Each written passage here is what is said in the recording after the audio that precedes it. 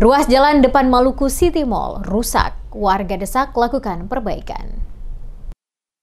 Ruas jalan di depan Maluku City Mall atau MCM yang menjadi salah satu akses vital di kota Ambon kembali mengalami kerusakan.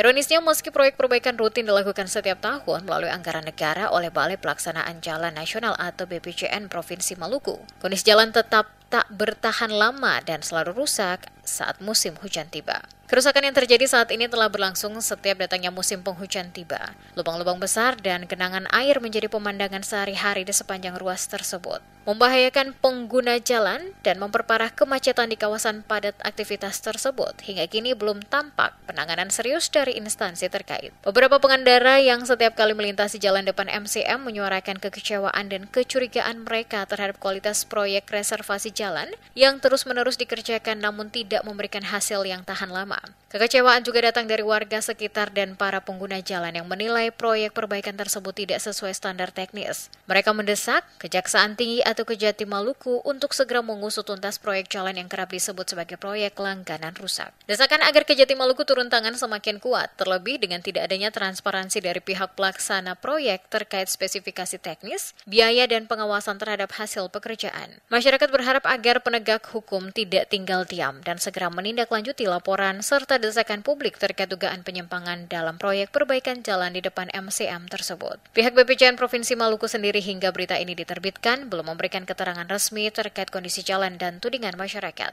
Sementara itu, arus lalu lintas di sekitar kawasan Maluku City Mall masih terganggu akibat lubang-lubang besar yang mengancam keselamatan pengendara. Kondisi ini menjadi cerminan buruknya pengelolaan infrastruktur di daerah. Bila penanganan tidak dilakukan secara serius dan akuntabel, maka kerugian negara dan penderitaan rakyat akan terus berulang.